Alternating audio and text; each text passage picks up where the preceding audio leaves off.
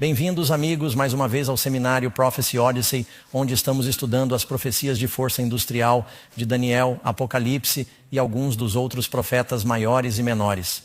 Estamos muito felizes por estarmos aqui com vocês novamente na cidade de Nova York e queremos dar as boas-vindas aos nossos amigos que estão assistindo online, assistindo nas várias redes, 3ABN e Hope International e Good News Network e Amazing Facts TV.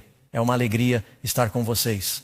Estamos fazendo muitos amigos legais aqui na cidade de Nova York e todas as noites reservamos um tempo para conversar com vocês e conhecê-los. A lição desta noite é muito importante. Acho que digo isso todas as noites, não é? Bem, ela é. E Matt, deixe-me dizer isso de outra forma. A lição desta noite pode mudar sua vida se você permitir. Porque vamos falar sobre um assunto que muitas vezes é negligenciado, mas você está aqui porque acredito que você quer conhecer toda a palavra de Deus.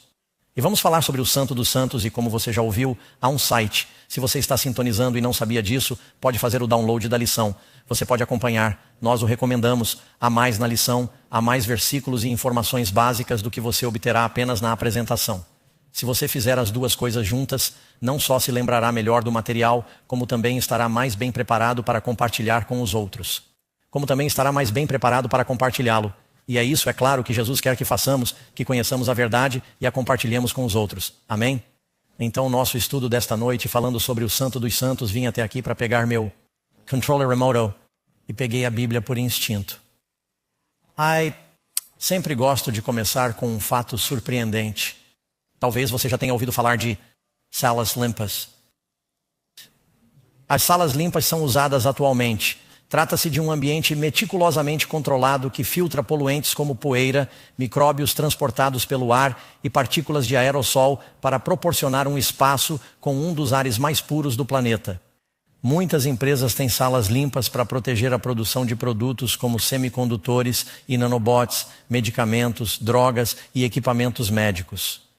Nessas salas praticamente livres de partículas, o ar externo passa por sistemas potentes que descontaminam o ar e, ao mesmo tempo, controlam a pressão, a temperatura, a umidade e até mesmo os níveis de ozônio. Esse é um grande trabalho, porque um corpo humano em movimento gera cerca de 5 milhões de partículas por minuto.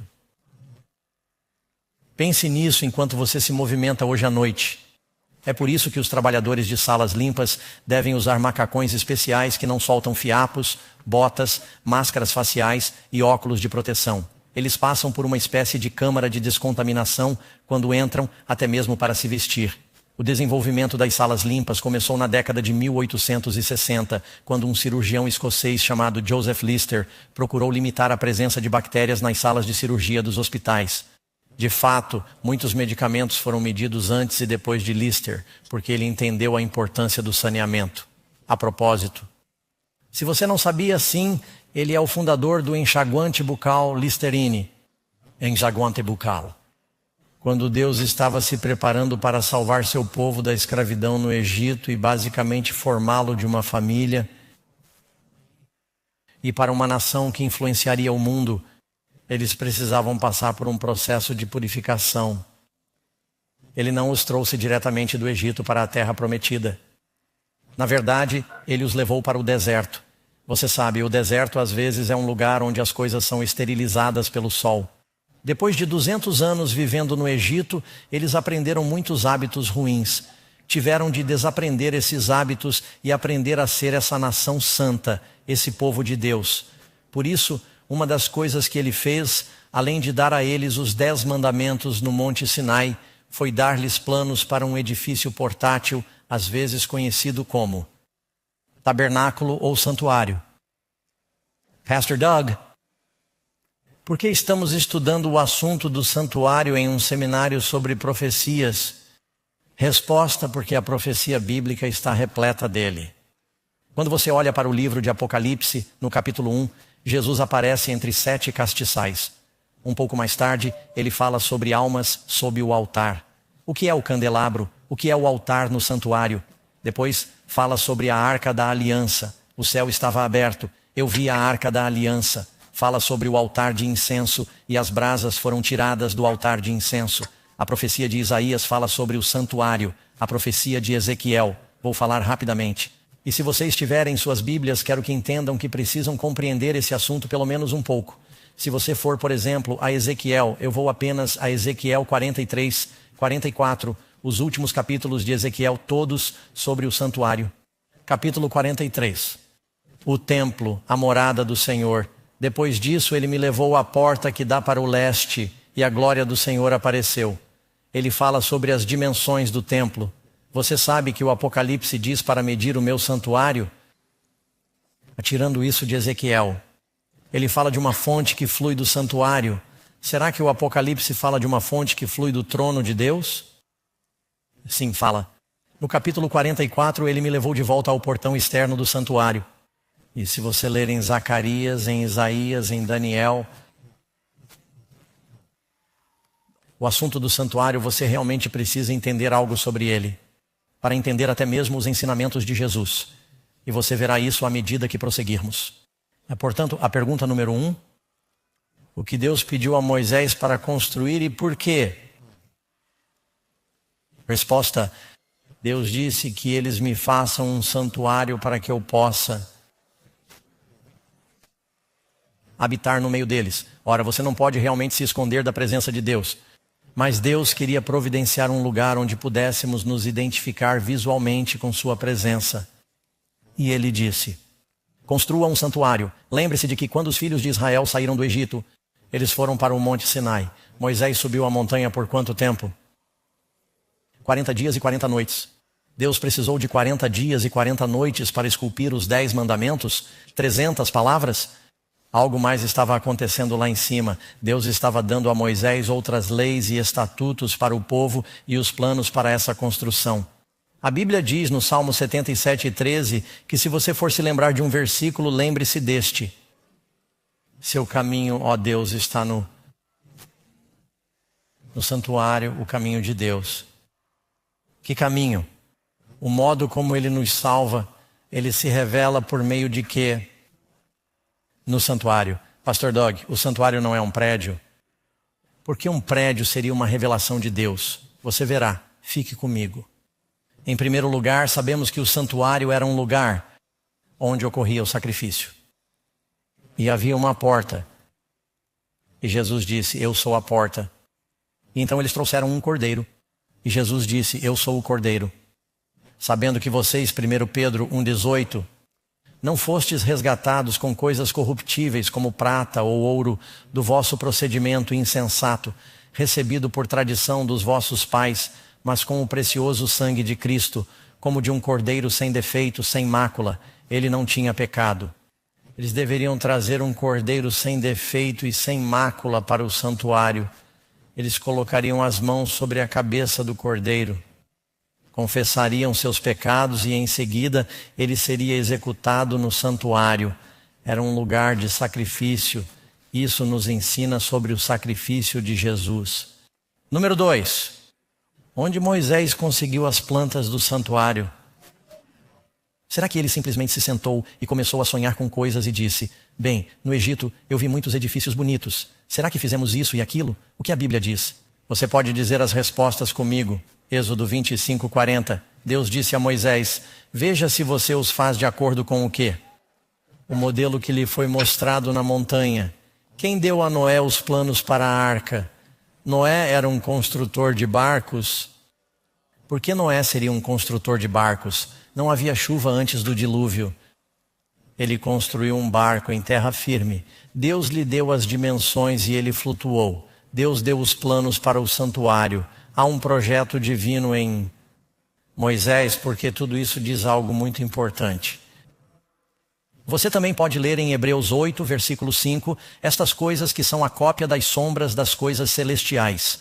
O santuário na terra é uma cópia ou uma sombra das coisas celestiais, conforme Moisés foi divinamente instruído quando estava prestes a construir o tabernáculo. Lembre-se de que as palavras santuário, tabernáculo e templo são frequentemente usadas de forma intercambiável. Elas se referem a esse local de habitação. Normalmente, quando falamos sobre o tabernáculo, trata-se do santuário portátil que eles tinham no deserto. Templo era usado mais para os permanentes que eles construíram em Israel. Quando ele estava prestes a construir o tabernáculo para ele, Deus disse: veja se você faz todas as coisas de acordo com o modelo que lhe mostrei no monte. Ora, um modelo é feito segundo um padrão. Quantos de vocês, rapazes, talvez moças, tiveram uma caixa de fósforos na infância? Cara, alguns de vocês foram privados. Quantos de vocês tiveram uma caixa de fósforos? Vamos lá, confessem. Quantos de vocês nunca levantam a mão quando o pastor lhes faz uma pergunta? Vocês sabiam que os carros de caixa de fósforos são projetados com lasers para serem precisamente, acho que é 1/50 do tamanho do original? O santuário que Deus construiu na terra, é claro, não é a verdadeira morada de Deus no céu, mas tem um padrão. Há coisas sobre a morada de Deus no céu e o plano de salvação que aprendemos com isso. Por exemplo, no santuário na terra há anjos de ouro em uma arca. Deus tem anjos de ouro ao seu lado ou anjos de verdade? No santuário havia um véu que tinha anjos entrelaçados no véu. Deus está cercado por uma tapeçaria de anjos ou por uma parede viva de anjos? O santuário na terra, você sabe, pode ter 6 metros de largura. No céu, pode ter 20 quilômetros de largura. Ou seja, é preciso pensar grande. Mas ele queria que entendêssemos algo sobre o plano de salvação. Então, aqui você vê o primeiro tabernáculo, os planos que os israelitas receberam na base do Monte Sinai. Eles costumavam ser capazes de montar e desmontar esse tabernáculo e levá-lo de um lugar para outro. Fizeram isso por 40 anos. E mesmo depois de anos no deserto, até a época do rei Davi, eles ainda estavam operando com esse problema. Ele havia sido consertado com frequência e componentes substituídos. Eles estavam operando com esse tabernáculo portátil. Agora, muito rapidamente, se você fizer uma vista aérea do que havia lá, é muito simples. Há 3 lugares no santuário. Você tem o que eles chamam de pátio. Diga comigo, o que é isso? No pátio você tem o lugar sagrado, lugar santo. E você tem o lugar santíssimo para o santuário interno. Há 3 partes da salvação: justificação, santificação, glorificação. Somos justificados no pátio pelo sacrifício de um cordeiro. Aprendemos a santificação e a santidade no lugar santo. Um dia você e eu estaremos na presença de Deus, habitaremos com Ele e estaremos no Santo dos Santos. Ele está descrevendo essa jornada. Há uma linha reta, uma porta de entrada. Há quantas maneiras de ser salvo. Ou nenhum outro nome foi dado entre os homens pelo qual devamos ser salvos. Jesus é o caminho, a verdade e a vida. Jesus disse: eu sou a porta. Qualquer um que tente passar por cima do muro é um ladrão e um salteador. Só existe uma porta. Ele é a porta. Assim eles entrariam neste santuário. E a propósito, você sabe que uma célula da vida tem 3 partes. Você tem o núcleo, o branco, a casca. E você pode ver todos os tipos de coisas na natureza, na criação de Deus. E o santuário pode estar relacionado a todas essas coisas. Até mesmo com seu corpo, mas agora estou me adiantando. Um pequeno fato surpreendente. Estou deixando mais um de graça. Li sobre um pastor no Brasil. Estaremos lá no final deste ano no Brasil. E talvez eu veja isso fora de São Paulo. Ele gastou $300 milhões na construção de um santuário com 10.000 lugares, que foi modelado de acordo com o Templo de Salomão. Ele até mandou importar as pedras de Israel. E tentou seguir o padrão em muitos aspectos. Mas não é idêntico. Há algumas diferenças. Muito bem. De volta ao verdadeiro santuário. Pergunta número 3. Vamos examinar os diferentes compartimentos. Como se chama nosso estudo de hoje? O Santo dos Santos. É para lá que estamos indo. Muito bem. Quais eram os móveis que estavam no pátio? Quando você entrou pela primeira vez, o que viu? Você começou a entrar e o texto diz que você deve queimar o carneiro inteiro no altar. É uma oferta queimada. Portanto, havia um fogo aceso. Agora, como esse fogo começou? Quando Moisés construiu o primeiro santuário e ele foi dedicado, ele orou. O fogo veio de Deus do céu e acendeu o primeiro fogo naquele altar. E Deus lhes disse que de agora em diante, qualquer fogo que usarem no santuário, vocês devem sempre manter esse fogo aceso. As lâmpadas devem ser acesas com esse fogo. O altar de incenso deve ser aceso com esse fogo. É fogo sagrado. Um dia, os filhos de Arão disseram: não importa, fogo sagrado, fogueira. Eles usam a fogueira. o fogo de Deus saiu do céu e os destruiu. A propósito, eles estavam bêbados quando tomaram essa decisão. Isso vem à tona mais tarde. Era para ser fogo sagrado. Quando Salomão construiu seu templo, o fogo veio de Deus do céu e o incendiou para santificá-lo. E eles mantiveram esse fogo sagrado aceso. Sabe, em Arlington, eles o chamam de chama eterna. Eles tiram essas ideias do fogo sagrado que havia no antigo templo hebraico. O fogo aceso por Deus. Você nunca o deixa se apagar. Você continua usando esse fogo. A chama olímpica, eles continuam usando o mesmo fogo. Só que agora, acho que eles também o fazem eletricamente. Mas eles devem continuar usando o mesmo fogo para acender as tochas que carregam de um lugar para outro. Mas foi daí que surgiu essa ideia, esse conceito. O altar de holocaustos era onde os animais eram sacrificados. Lugar de sacrifício. Ele representa o sacrifício de Jesus. Estava localizado dentro do pátio. Isso também representava a cruz de Cristo e os sofrimentos de Cristo, quando ele passou pelo fogo dos sofrimentos por você e por mim. O que mais havia no pátio? Êxodo 30, versículo 18. Você também fará uma pia. Essa é uma grande vasilha, um grande pote que continha água, uma pia de bronze. Sua base também será de bronze e você colocará água nela. Portanto, você tem o fogo e a água. O que essa água representa? A pia de bronze, onde os sacerdotes lavavam as mãos e os pés. Essa lavagem representava o batismo. Os filhos de Israel, antes de entrarem no deserto, foram justificados pelo sangue do Cordeiro. Justificação. Deus os salvou do jeito que eles eram. Você vem a Jesus do jeito que você é. Muitas pessoas dizem, ó Senhor, quando eu tiver minha vida limpa, então virei à igreja. E isso é como? É como se você dissesse ao seu filho, você pode se limpar para tomar um banho? Isso não faz o menor sentido, não é mesmo? Não, você não limpa seu comportamento para poder vir a Jesus. Você vem a Jesus do jeito que está e Ele o limpa. Amém. Muitas pessoas ficam longe do Senhor. Elas dizem, sabe, quando eu conseguir resolver alguma coisa, e continuam dizendo, eu vou resolver tudo. E logo estão na igreja, em um caixão. Eles esperam muito tempo para se endireitarem. Você vem a Jesus exatamente como você é. É por isso que se chama justificação. Você vem a Jesus e Ele o trata como se você nunca tivesse pecado. Ele morreu por nós enquanto éramos pecadores.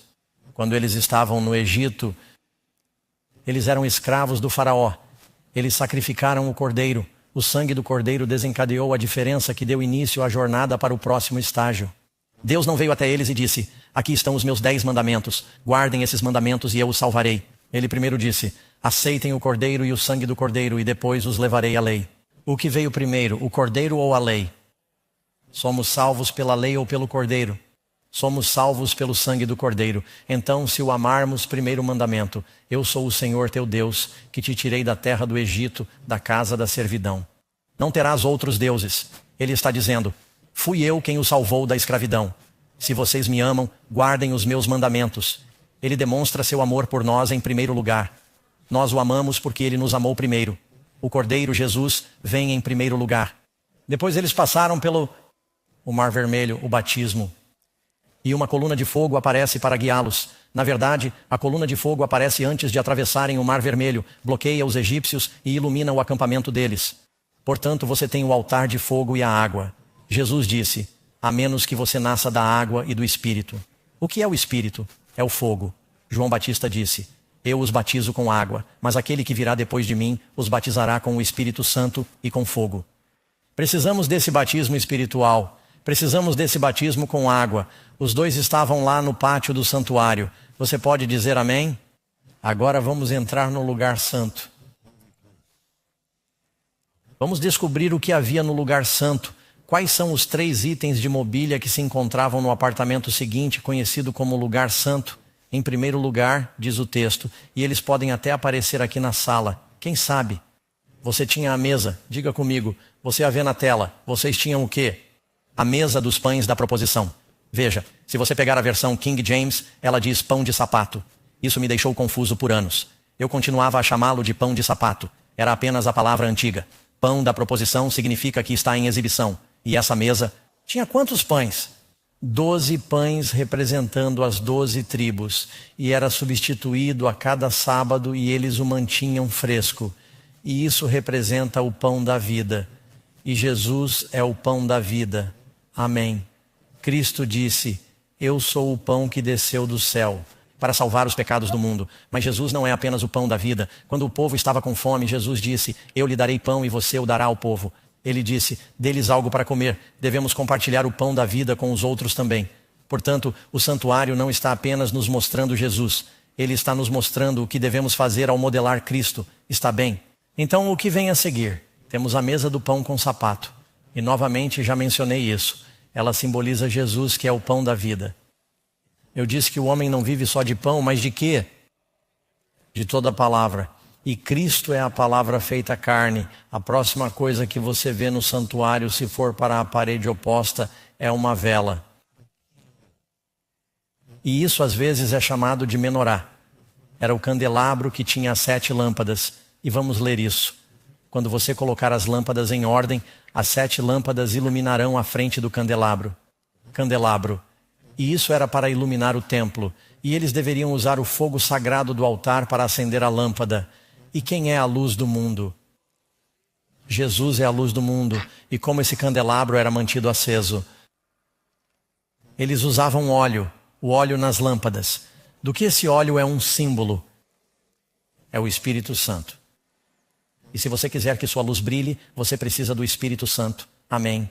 Cristo foi chamado de ungido. Ele foi batizado com o Espírito Santo. E você e eu.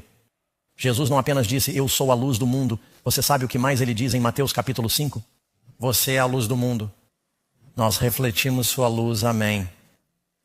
Assim como a lua não tem luz própria, mas reflete a luz do sol. Aquele candelabro de 7 ramos era a luz. Ele também representa Cristo. A próxima coisa que você vê diz que você fará o quê? Um altar para queimar. Está vendo as respostas na tela? Oh, não, você está olhando para uma imagem na tela. Temos que lhe dar as respostas também. Você fará um altar para queimar.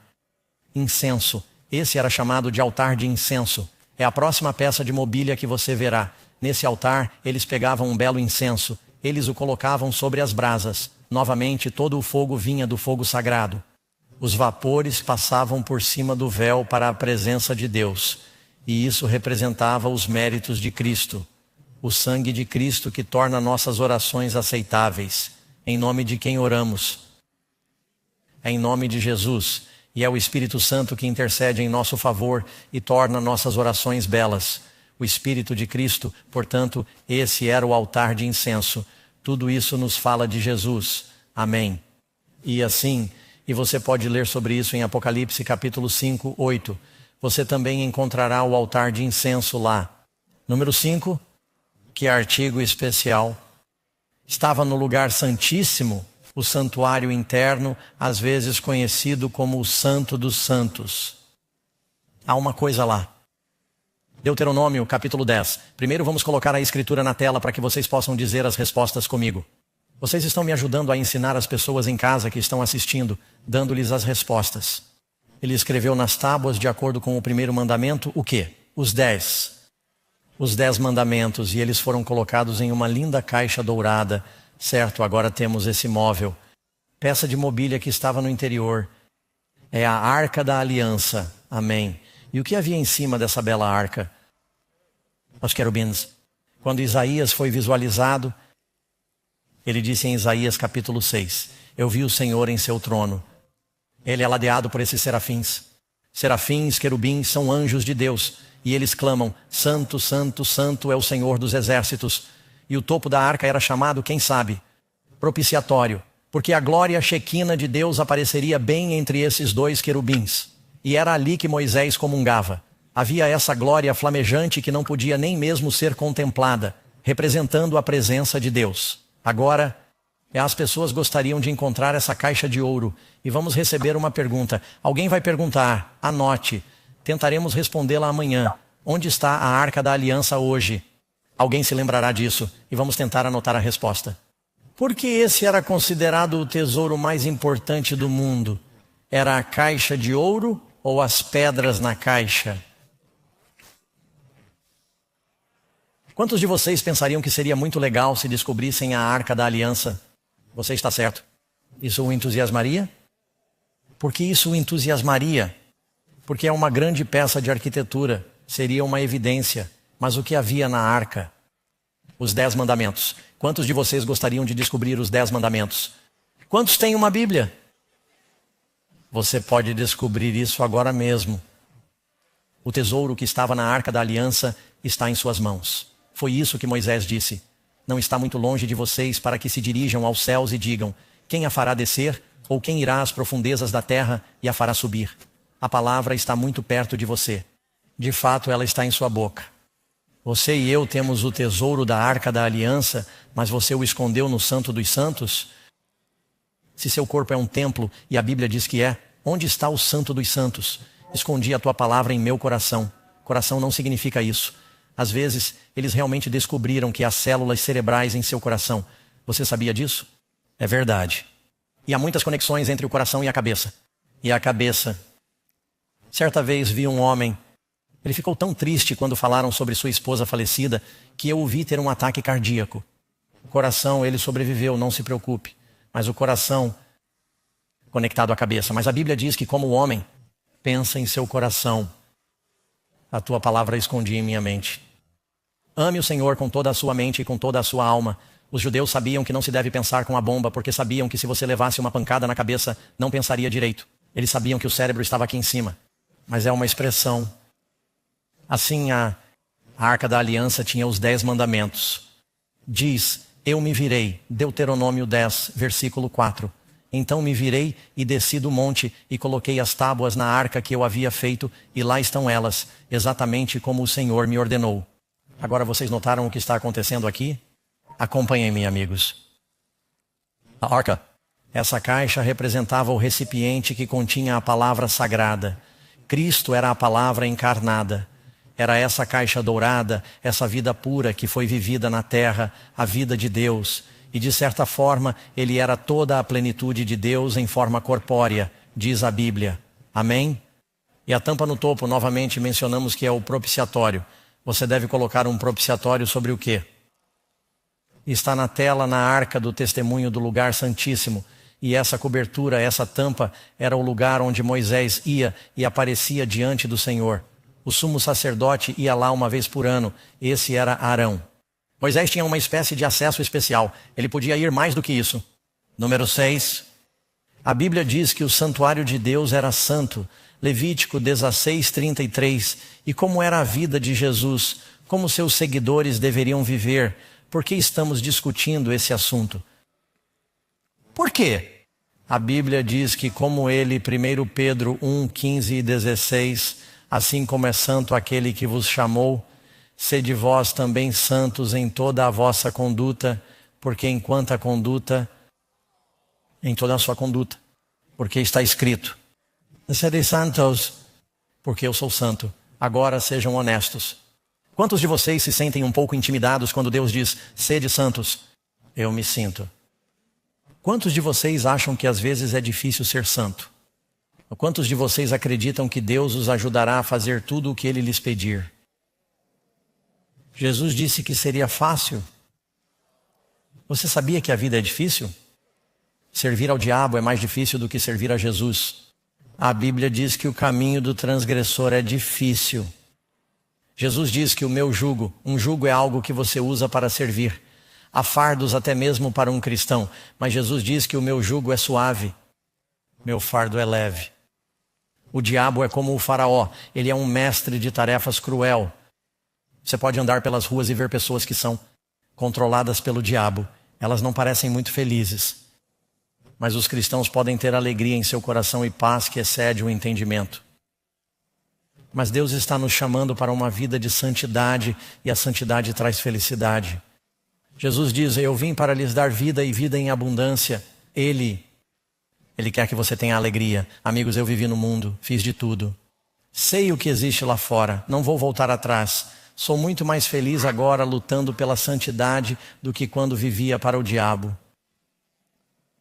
Portanto, o restante desta lição vai deixá-lo um pouco abalado, mas vamos falar sobre o que significa ser santo.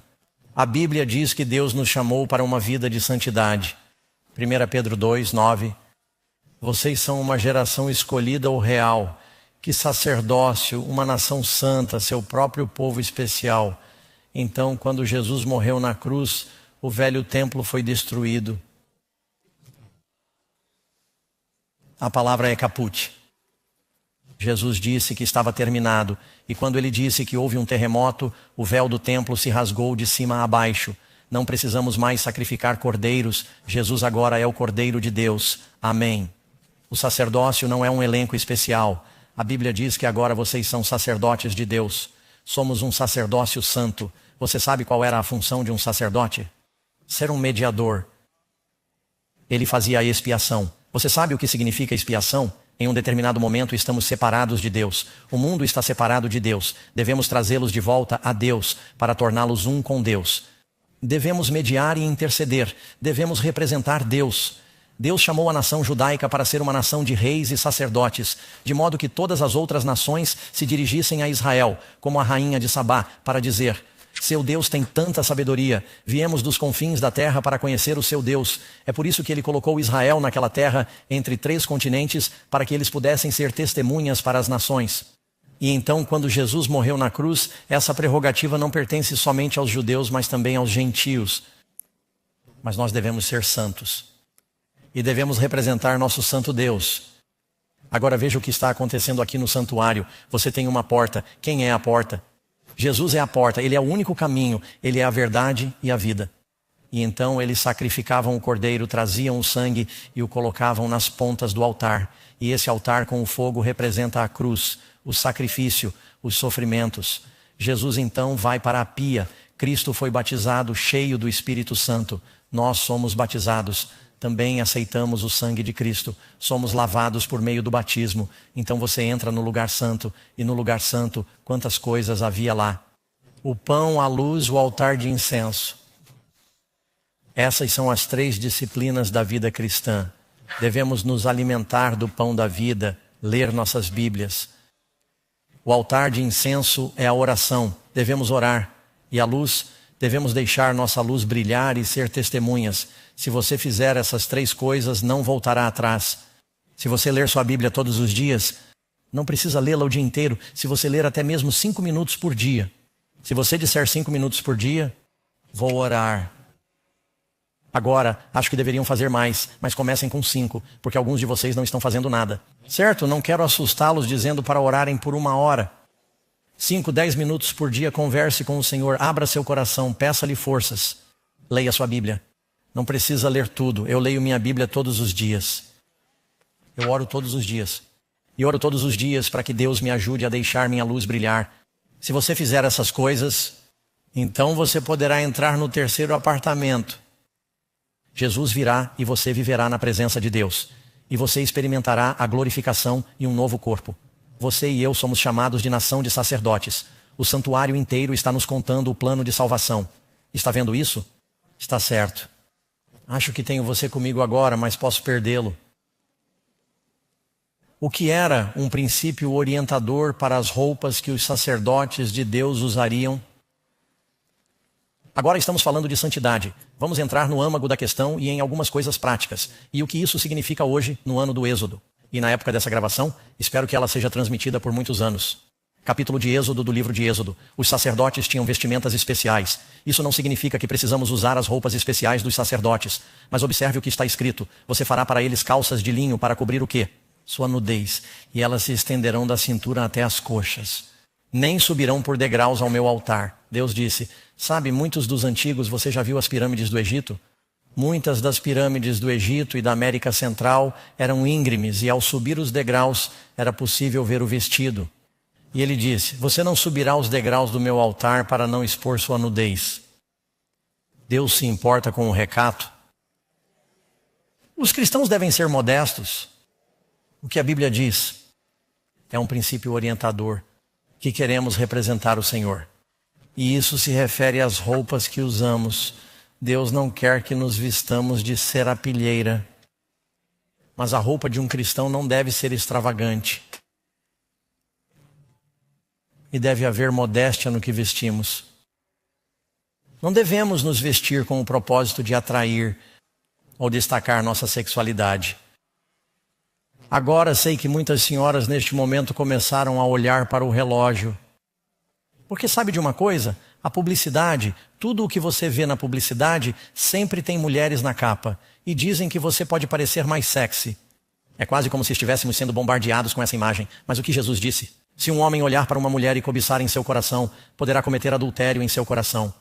Essas palavras são de Jesus. Então, se um homem ou uma mulher se veste especificamente com o objetivo de tentar despertar sexualmente outra pessoa, é isso que Deus quer que façamos? Você não ouve sermões como esse com muita frequência, não é mesmo? Mas é isso que a Bíblia diz? Sei que há algumas pessoas por aí que são pervertidas. Não importa o que você pense, não importa o que você vista, eles vão pensar errado. Então você sabe, você pode levar isso longe demais. Deus não está dizendo que você deve se vestir com uma burca. Vocês estão todos comigo? Entenderam? Karen e eu estivemos no Oriente Médio no início deste ano e vimos as meninas indo para a piscina e elas usavam burca. E você vai se afogar assim. Não é nada prático. E eu não quis ser indelicado, mas espero que você entenda, sabe? Use o bom senso no que você veste. A Bíblia diz, Paulo no Novo Testamento diz, seja um exemplo para os crentes em palavras, conduta, amor e espírito, em fé e pureza. A Bíblia desencoraja os crentes a usarem joias e roupas extravagantes. Da mesma forma, 1 Timóteo 2:9, que as mulheres e os homens se adornem com modéstia. Que tipo de roupa? Roupas modestas, não com tranças. A palavra trançado aqui não significa uma trança. Não há nada de errado nisso. Elas costumavam trançar correntes de ouro em seus cabelos. Eles estão falando especificamente sobre isso. Não com tranças ou cabelos trançados, ou ouro, ou pérolas, ou roupas caras. Mas aquilo que se torna justiça, boas obras. Deus tinha ouro no templo. O ouro estava do lado de fora ou do lado de dentro? Está no interior. Deus quer que tenhamos o ouro por dentro. 1 Pedro 3:3. Não se deixem adornar apenas por fora, arrumando o cabelo, usando ouro ou vestindo roupas finas. Os cristãos devem se vestir com bom gosto e limpeza, mas antes que seja a pessoa oculta do coração com uma beleza incorruptível de um espírito manso e tranquilo, que é muito precioso aos olhos de Deus. É preciso que seja o adorno interior. Não sei se muitos de vocês se lembram de que, há alguns anos, muitos televangelistas tiveram problemas com imoralidade. Na verdade, isso está acontecendo novamente. Eles estavam vivendo uma vida por fora e uma outra vida em particular. E você sabe, eles começaram a ridicularizar suas roupas caras. Diziam a todos que mandassem dinheiro para seus ministérios. E alguém escreveu uma música que dizia, Jesus usaria um Rolex? Algum de vocês se lembra disso? E eles começaram a zombar dos... Os cristãos se vestiam de forma extravagante e eram extravagantes. Não queremos viver assim. Amém. Queremos ter certeza de que estamos representando Jesus no que vestimos e nos vestimos com simplicidade. Naquele dia o Senhor nos tirará. Isso está no capítulo 3 de Isaías, falando sobre as filhas de Israel que eram orgulhosas e arrogantes. Leia você mesmo. Naquele dia o Senhor tirará os enfeites das tornozeleiras, dos pingentes, das pulseiras, dos véus, dos cocares, dos enfeites para as pernas, das faixas para a cabeça, dos perfumes, dos amuletos, dos anéis e das joias para o nariz. E você sabia que quando Deus o criou, Ele o criou perfeitamente com o número certo de orifícios em seu corpo? Você sabia disso? Sabia que quando um homem estava possuído por demônios, ele se perfurava. Quando os profetas de Baal queriam chamar a atenção de seu Deus, eles pulavam no altar. Eles começavam a se furar. Seu corpo é o templo do Espírito Santo. Agora percebo que as pessoas aqui estão usando joias. E agora vou falar sobre tatuagens. E há pessoas aqui que têm tatuagens. Mas você sabe, a Bíblia fala sobre tatuagens. A Bíblia diz, não fareis marca alguma em vossa carne, como fazem os pagãos, porque eu sou o Senhor, vós sois santos para Deus. Agora, pastor Doug, o que você está dizendo? Estou perdido? Não. Todos nós estamos perdidos sem o sangue de Jesus. Estou dizendo que Deus está nos chamando para um padrão mais elevado, amigos. Amém. E você não ouve mais ninguém falar sobre a palavra de Deus, porque ela pode te pegar. Isso o torna muito impopular se você pregar a verdade. Mas a Bíblia diz que não devemos nos encher de buracos, tatuagens e joias, como se isso fosse nos tornar mais valiosos de alguma forma. Você é precioso porque o Filho de Deus morreu por você. não por causa do seu ouro e da sua prata, não por causa da forma como você faz propaganda do seu corpo. Seu corpo é um templo de Deus. Somos uma nação de reis e sacerdotes. Que regra de bom senso Deus estabeleceu para que sacerdotes, reis e profetas mantivessem uma conduta santa? Ouça isto, Levítico 10, 9. Não bebas vinho nem bebida inebriante, nem tu nem teus filhos contigo, quando entrares na tenda da congregação, para que não morras. Isso será um estatuto perpétuo em suas gerações. Isso foi dito depois que os filhos de Arão entraram embriagados e ofereceram fogo estranho. Desceu fogo do céu, da parte de Deus, e os devorou. O que a Bíblia diz, já que somos uma nação de reis e sacerdotes. Não é lícito aos reis beberem vinho, nem aos príncipes bebidas inebriantes, para que não bebam e se esqueçam da lei e pervertam a justiça para com todos os aflitos. O consumo de álcool aumenta sua percepção e seu QI ou inibe seus reflexos e seu pensamento? Quando o rei Davi quis que Urias fosse contra a sua consciência, ora, Davi nunca deveria ter feito isso, ele tentou embebedá-lo. Você sabe quantos homens tentaram embebedar as mulheres para que pudessem se aproveitar delas? E elas iriam e talvez vice-versa, eu não sei. As mulheres também podem tentar embebedar os homens. Isso funcionou nos dois sentidos. Não estou tentando ser, sabe, injusto nisso. Mas acho que todos nós sabemos. E essa era a droga preferida nos tempos bíblicos, mas há muitas outras drogas hoje em dia, certo? Deveríamos estar usando essas coisas ou Deus quer que tenhamos nossos sentidos? Há toda uma geração que o diabo controlou porque suas mentes estão tão confusas com o álcool e as drogas. Deus queria que João Batista fosse cheio do Espírito Santo. Qual foi a instrução que lhe foi dada? Porque ele, João Batista, não beberá vinho nem bebida forte. Por quê? Ele será cheio de quê? Do Espírito Santo. Andando pela rua esta semana, vi uma placa na frente de uma loja: cerveja, vinho e destilados. Não era o Espírito Santo, é um espírito diferente. As pessoas começam a beber álcool e adquirem um espírito diferente. Vou lhe dar alguns fatos rápidos. Estes são os fatos. Mais da metade das pessoas que estão presas atualmente estão presas por causa de crimes cometidos sob a influência do álcool. Em mais da metade dos casos de violência doméstica, o álcool está envolvido. Mais da metade das pessoas que morrem nas estradas está envolvida com álcool. E, infelizmente, muitas pessoas matam outra pessoa que não estava usando álcool. Mais da metade das pessoas que vão para o pronto-socorro do hospital é alcoolizada. Doenças mentais, cerca de 25%. Álcool. Até que ponto nós, cristãos, devemos apoiar isso? Nossos corpos são o templo do Espírito Santo. Noé bebeu vinho e andou nu em sua tenda. Sim, ele bebeu vinho. E como isso acabou? Ló bebeu vinho e dormiu com suas filhas. Você diz, bem, eles fizeram isso na Bíblia. Sim, não acabou bem, não é mesmo? Jesus, eles dizem, Jesus transformou a água em vinho, vinho novo. Jesus não fez bebida para uma festa, amigos, não, Senhor. Na última ceia, eles disseram, você guardou o melhor para o final. Ele disse, não o beberei até que o beba com vocês, novo no reino de meu Pai. Não estava fermentado. Número 10. Deus fez alguma distinção com relação aos animais que seu povo poderia sacrificar e comer?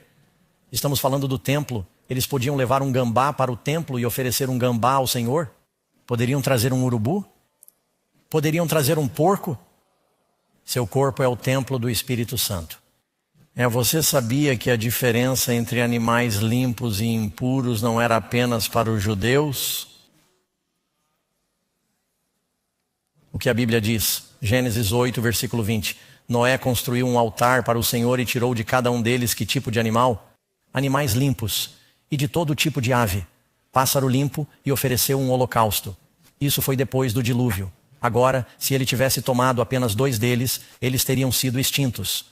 Mas ele tomou os animais limpos por 7. E os animais impuros 2.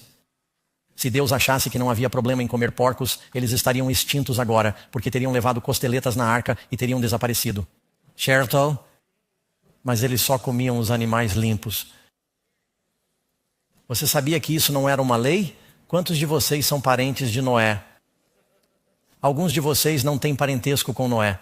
Precisamos conversar mais tarde, porque tenho visto todos esses YouTubes sobre OVNIs e estou começando a me perguntar. Somos todos parentes de Noé. Amém. A propósito, você sabe o que isso significa? Somos todos irmãos e irmãs. E se eu tiver um acidente de carro e precisar de O positivo, não importa a sua raça. Se você tem o positivo, pode salvar minha vida. Amém. A Bíblia diz que Deus fez de um só sangue todas as nações. Amém. Somos todos irmãos e irmãs. E Deus simplesmente tem muita criatividade na maneira como os genes funcionaram. Então sei que alguns de vocês estão pensando, Pastor Doug, você está me dizendo que devemos comer animais limpos? Se você vai comer animais, coma os limpos. Como você sabe a diferença entre o limpo e o impuro? Deus nos dá critérios bem claros. Se o animal tem casco dividido, casco fendido e mastiga o quê? A ruminação. É um animal limpo. Os animais limpos compartilham essas duas características. Casco fendido, eles mastigam a ruminação. Isso se refere a ovelhas, cabras, vacas, veados e coisas assim. Camelo, não estamos limpos. Eles ruminam, mas têm uma pata. O porco tem casco fendido, mas não rumina. A Bíblia diz que eles são uma abominação. Quando sempre procuro novas palavras para descrever os porcos, tudo o que consigo encontrar eles são porcos. E sei que algumas pessoas têm porcos, eles são inteligentes. Algumas pessoas têm cachorros, eles também são inteligentes, mas eu não vou comer meu cachorro. A Bíblia diz que eles são necrófagos. Os cães e os porcos são necrófagos. Deus não quer que comamos animais necrófagos. Você pega triquinose e algumas pessoas acham que pegaram artrite e bursite e pegaram rogite. Entre a vida marinha, Deus diz que ela precisava ter o quê? E barbatanas e escamas para estar limpo. E a regra para as aves era um pouco mais simples.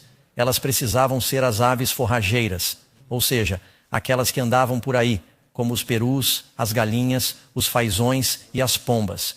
Mas os urubus, os falcões e as aves de cairn eram impuros. Não deviam ser comidos. Um guia rápido sobre o limpo e o impuro. Não se deve comer porcos, coelhos e mariscos. Os mariscos vivem no fundo do mar. Eles são necrófagos.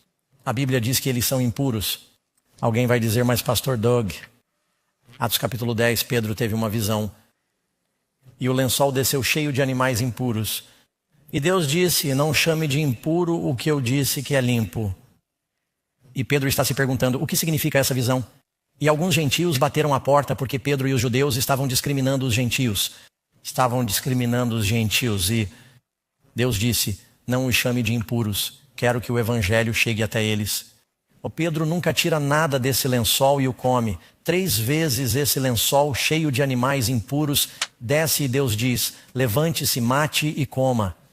Pedro diz, ouça o que Pedro diz. Não é assim, Senhor. Sua palavra proíbe isso. Eu nunca comi nada comum, impuro. Estamos em 34 d.C. Depois de 3 anos e meio seguindo Jesus, eles nunca viram Jesus comer nada impuro. Pedro está se perguntando o que a visão significa. Mais tarde ele diz à igreja, Deus me mostrou para não chamar nenhum homem de impuro. Foi assim que Pedro interpretou aquela visão. Não tinha nada a ver com comida. Ele nunca tirava nada e comia. Os judeus estavam chamando os gentios de impuros. Os porcos não se tornam limpos quando você se torna um cristão. Os gambás não se tornam limpos. Quantos de vocês são pais? Vocês se importam com o que seus filhos comem? Vocês dizem, mas Pastor Doug, eu pensei que desde que eu orasse sobre isso, tudo estaria bem. E Deus vai abençoar. Porque a Bíblia não diz que toda criatura de Deus é boa e nada deve ser recusado, pois é santificada pela palavra de Deus. Sim, algumas coisas na Bíblia são santificadas como alimento, as limpas. Algumas coisas não são santificadas. Caso contrário, quando seu filho estiver se preparando para o café da manhã e pegar os flocos de açúcar e colocar os bolinhos de cacau e depois colocar o xarope de bordo por cima, você pensará, o que você está fazendo? Espere, eu ainda não coloquei o sorvete. E você diz, você não pode fazer isso. Ah, mas espere, vou orar, mamãe. Vou pedir a Deus que o abençoe. Vai ficar tudo bem. Você sabe como isso se chama? Zombar de seus pais. Será que vamos zombar de Deus? Você sabe que a Bíblia diz que o que você semear, você colherá. A ideia de que você pode orar por alimentos ricos em colesterol e não terá problemas difíceis é zombar de Deus. É importante o que você come. Seu corpo é um templo do Espírito Santo. Número 11. O que Deus diz sobre comer alimentos impuros? É uma ofensa grave? Mas você sabe que seu corpo é o quê? O templo do Espírito Santo que você tem em você, que você recebeu de Deus. Você não é dono de si mesmo. Você foi comprado por um preço. Vocês não sabem que são o templo de Deus? 1 Coríntios 3:16. E o Espírito de Deus habita em vós. Se alguém destruir o templo de Deus, Deus o destruirá. Destruirá. Ouçam. Isso, amigos, Isaías 66, versículo 15 e versículo 17. Pois eis que o Senhor virá com fogo, com os seus carros e com um redemoinho. Aqueles que se santificam comendo carne de porco e a abominação e o rato. Se você vai comer um sanduíche de presunto, espero que também coma um hambúrguer de rato. Porque Deus coloca os ratos e os porcos na mesma categoria. A carne de porco, o rato e a abominação serão consumidos juntos, diz o Senhor. Quando você lê o livro de Daniel, o livro de profecia, 1º capítulo, você sabe o que eles são testados em comida. A primeira coisa que acontece nesse livro de profecia é que eles estão sendo alimentados com comida babilônica. Eles disseram que não nos contaminaríamos com a comida babilônica, nem com o vinho que o rei bebeu. E ele disse, mas eu vou me meter em encrenca. Eles disseram, não vamos fazer isso. E porque eles se levantaram, disse que o rei os testou e eles eram 10 vezes mais sábios do que qualquer outro. Do que qualquer outra pessoa. Sabe por que o mundo inteiro está com problemas agora? Deus disse a Adão e Eva, não comam algo. Eles comeram algo que não deveriam comer. Portanto, não me diga que Jesus veio para que você possa comer qualquer coisa que rasteje pelo seu prato. Isso não é um pensamento claro. Eu sei que isso é chocante. Alguns de vocês estão ouvindo isso pela primeira vez, mas é bíblico. Você precisa ler a lição que acompanha este estudo. Isso é importante. Tenho 67 anos de idade. Tenho o quê? 9 netos. Isso muda o tempo todo. 10. E tenho boa saúde. E não faço mais saltos com as mãos para trás. Alguns de vocês se lembram que eu fazia isso há 25 anos. Mas eu jogo raquetebol e mergulho na bola. Ai, espero. Para os dois lados.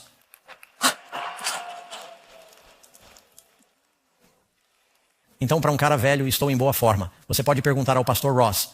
Eu provavelmente poderia correr mais que a maioria dos adolescentes daqui em 50 metros e vencê-los. Sou vegetariano há 45 anos. E sigo esses princípios bíblicos e isso lhe proporciona melhor saúde e vida mais longa. A propósito, se você não sabe, os adventistas do 7º dia vivem 10 anos a mais do que a média. E infelizmente a maioria dos adventistas não segue tudo o que deveria. Eles não comem os alimentos impuros, mas comem muito açúcar. Se seguíssemos essas coisas, teríamos um membro de nossa igreja com 100 anos de idade. E ele ainda está ensinando. E ainda está viajando. O que um cristão deve escolher para pensar? Agora estamos falando sobre a mente. Estamos falando sobre onde tudo começa, a santidade. Filipenses 4, versículo 8. Tudo o que é verdadeiras, nobres. Tudo o que é justo. Tudo o que é puro, tudo o que é amável, tudo o que é bom. Se houver alguma virtude, se houver algo louvável, medite nessas coisas. A Bíblia diz, Davi disse, não porei nada de mal diante dos meus olhos. Cuidado com o que você assiste, isso afeta o que você pensa. Somos uma sociedade cercada de telas em nossos telefones, em nossos iPads, em nossos computadores. Para onde quer que olhemos, não podemos nem mesmo ir ao banheiro sem que haja um monitor tentando nos vender algo. Onde quer que o posto de gasolina abasteça sua gasolina, há uma tela. E como cristão, você precisa preencher sua mente com o que é bom, o que você quer. No alto, não nas coisas da terra. Jesus nos disse que o pecado se origina na mente. Deus quer sua mente, Ele quer seu coração. No mundo dos dias de Noé, os pensamentos de seus corações eram continuamente maus. Jesus disse que seria assim nos últimos dias, porque as pessoas estavam enchendo suas mentes e seus corpos com coisas erradas. Deus nos chamou para a santidade. Quantos de vocês querem dizer, Senhor, por sua graça, quero fazer algumas mudanças em minha vida? Vou convidar John para sair. Ele vai cantar um verso. Vamos orar juntos em apenas 1 minuto, porque quero orar por você. A Bíblia diz que você é um santuário. Pergunta número 13. O que a Bíblia diz sobre o comportamento mundano? Quem, pois, quiser ser amigo do mundo, faz-se inimigo de Deus. Saiam do meio deles e separem-se, diz o Senhor. Não toquem no que é impuro e eu os receberei. Ele está nos chamando para uma vida de santidade. Quantos desejam essa vida? Amém. E quantos de vocês nesta noite querem dizer: Senhor, quero me apresentar como sacrifício vivo. Quero estar entre seus reis e sacerdotes. Faça-me santo. Estou indo exatamente como estou. Ele diz: seja santo. Isso significa que você pode ser o que Ele quer que você seja. Você acredita nisso? Amém.